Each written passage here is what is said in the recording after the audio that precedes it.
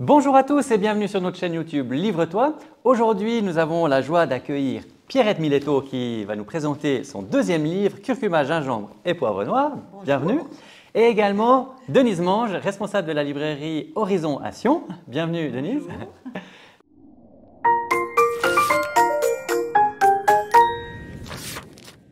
Denise est une fan de longue date de Pierrette et quand on a pensé à présenter ce livre, on s'est dit que ce serait une bonne chose de pouvoir être ensemble pour accueillir Pierrette. Donc Pierrette, tu as déjà écrit un premier livre qui s'appelle Le coffre à trésors que nous avons présenté dans une vidéo précédente que vous pouvez retrouver d'ailleurs sur notre chaîne YouTube. Et aujourd'hui, nous allons parler de ce deuxième livre, deuxième roman, qui a été écrit quelques années après le premier. De quoi s'agit-il ? Alors, il s'agit d'une nouvelle héroïne, bien que les lecteurs qui avaient lu Le coffre à trésors souhaitaient justement connaître la suite de la vie de Juliette. Il y avait une demande très forte par rapport à cela. Et en fait, moi, je le voyais un peu, je le sentais différemment. Donc, il y a un lien entre les deux, mais quelques années ont passé.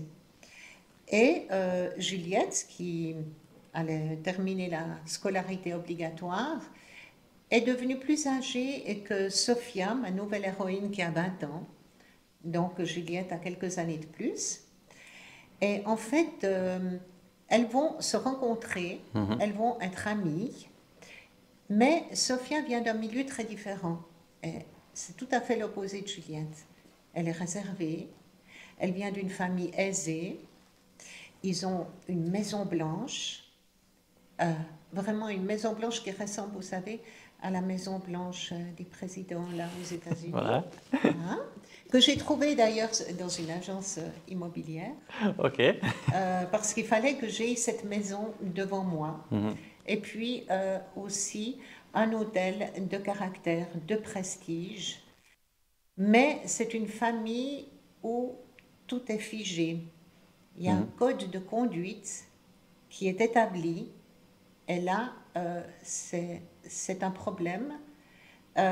Si tout d'un coup, il y a quelque chose qui vient gêner cette situation.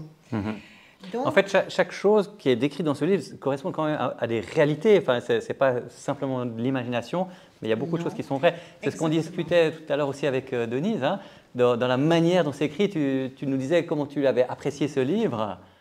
Oui, on sent qu'il y a une profondeur de vie aussi et une habileté de langage et on sent qu'il y a vraiment un don pour communiquer la foi et avoir envie de vivre avec Dieu. Je crois que Pierrette a vraiment un appel pour ça, d'où encore au-delà de l'histoire du roman, la chose intéressante pour crocher et avoir envie de savoir la suite de l'histoire. Ouais. Donc revenons à Juliette, Sophia. Voilà.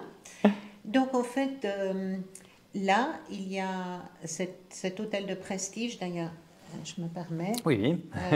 Donc, c'est la personne qui prend la photo là, et là, au dos de la personne, se trouve l'hôtel que j'ai choisi. Donc, c'est une maison que j'ai dû aussi choisir, qui se trouve tout près de la tour Aldimand, à Ouchy.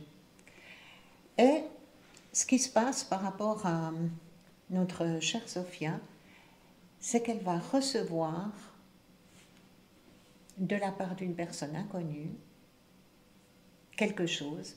Je ne vais pas en dire plus comme ça, mais suspense. Voilà, oui, il faut garder le suspense, hein, tout à fait. Il y a du suspense du début à la fin. Hein. Donc, oui, c'est pour ça que je réfléchis bien à ce que je dis. Hein. Et donc, en fait, elle va recevoir quelque chose, voilà, mais de très étrange pour elle, où elle comprend qu'elle a des châteaux, hein, il y a ces deux maisons, etc. Et puis où la personne va essayer de la défier. Alors, elle n'est pas comme Juliette, qui, elle, est aventureuse et tout, veut sortir de sa zone de confort, de son île.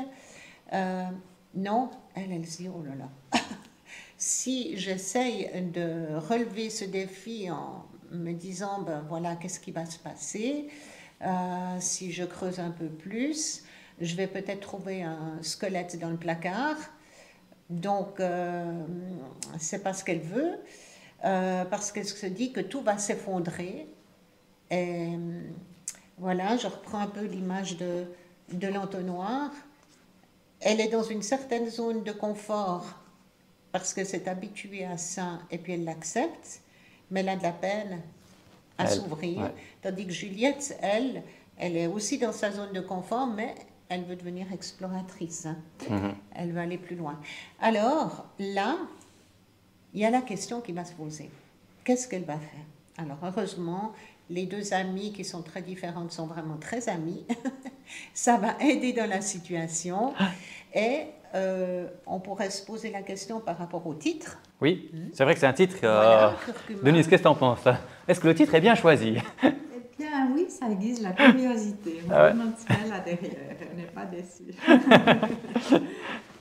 Alors, sachez peut-être quand même une chose, c'est que si on parle beaucoup de la Romandie, si on apprend à connaître beaucoup de choses, on va même jusqu'à Zug une fois avec le coffret à trésor, eh bien,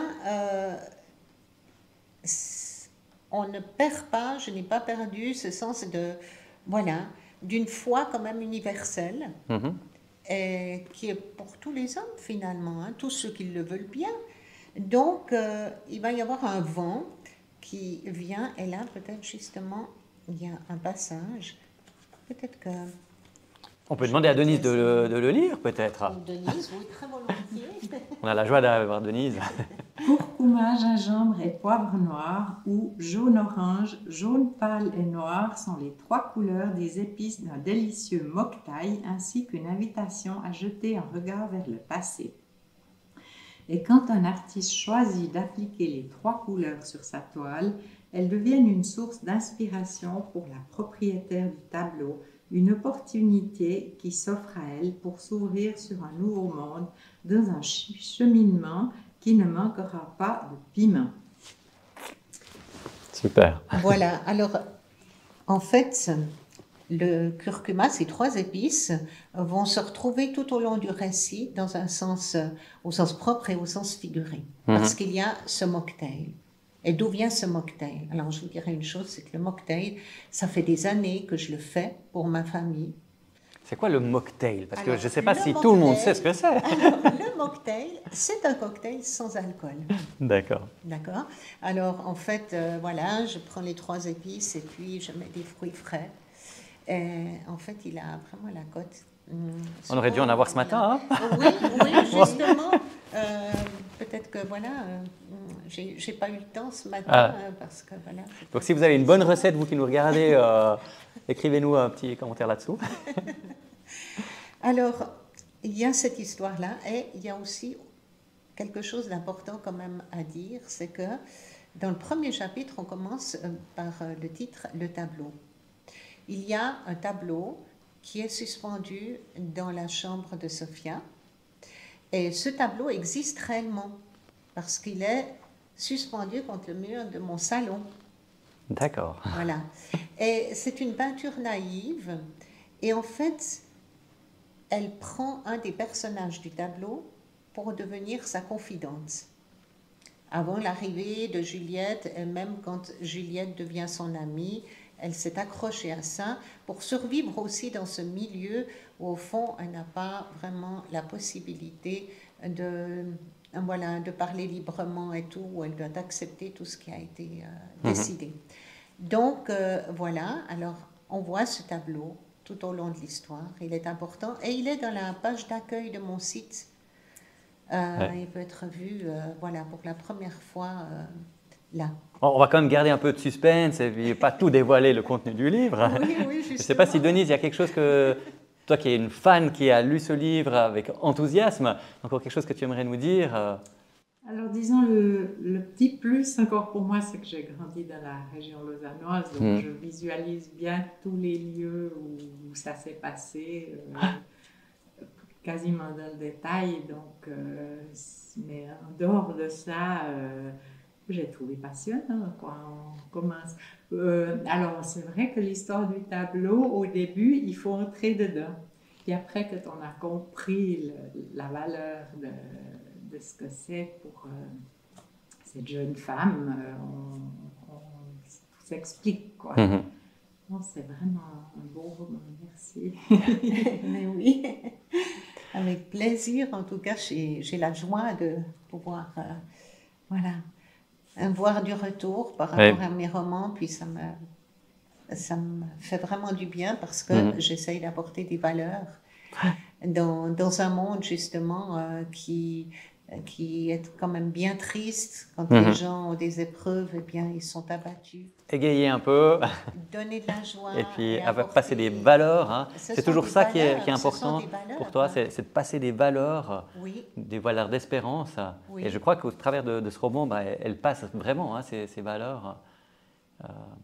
Est-ce que, Denise, toi qui travailles en librairie, et qui a déjà vendu plusieurs fois ce livre, est-ce que tu pourrais dire que ce livre s'adresse plutôt à des jeunes, à des personnes âgées? Il y a un type de clientèle plus particulier ou bien c'est pour tout le monde? Moi, je dirais pour tout le monde. Je veux dire, moi, je l'ai lu vraiment avec beaucoup de plaisir. C'est vrai que récemment, je l'ai vendu aussi à une dame qui est environ mon âge, et qui l'a beaucoup, beaucoup aimé aussi, et qui a voulu commander l'autre qu'elle avait pas. Ouais.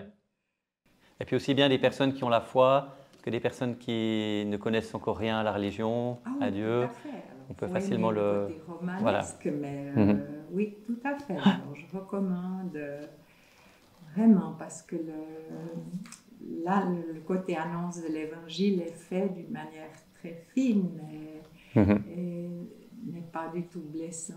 Je pense que ça peut rejoindre tout un chacun.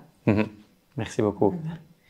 Et peut-être que ce que j'ajouterais, c'est un témoignage parmi de nombreux témoignages d'une dame qui m'a écrit en me disant que les personnages étaient tellement attachants que pour elle, c'était comme s'ils faisaient partie de sa propre famille et comme si j'avais écrit mon roman que pour elle. Super. Et une autre personne m'a dit bien en face, les yeux dans les yeux, et m'a dit, eh bien, je vais résumer en un mot ce que votre roman m'a apporté. C'est le mot réconciliation. Merci beaucoup. Je pense que c'est le thème qui m'est le plus resté aussi. Hein. Ouais. Le pardon, la réconciliation. Ouais. Il ressort clairement dedans. Alors que ce sont des personnes qui viennent vraiment de tous bords et qui vont se retrouver ensemble à cause, en fait, ou grâce, je dirais, aux circonstances de la vie, du moment où il y a quelque chose de bon qui peut ressortir. On dit grâce, sinon on dit à cause, si c'est négatif. Hein? Ouais. Oui. Donc, et ça, c'est merveilleux parce qu'on voit que, justement, là, il y a quelque chose d'universel. Alors, foi, espérance, réconciliation, pardon, c'est des mots qu'on va retenir par rapport à ce livre. Curcuma, gingembre et poivre vert, que nous vous recommandons. Merci beaucoup Pierrette d'être venue nous présenter ce livre. Merci Denise, aussi responsable de la librairie Horizon Action, d'avoir partagé ce moment avec nous.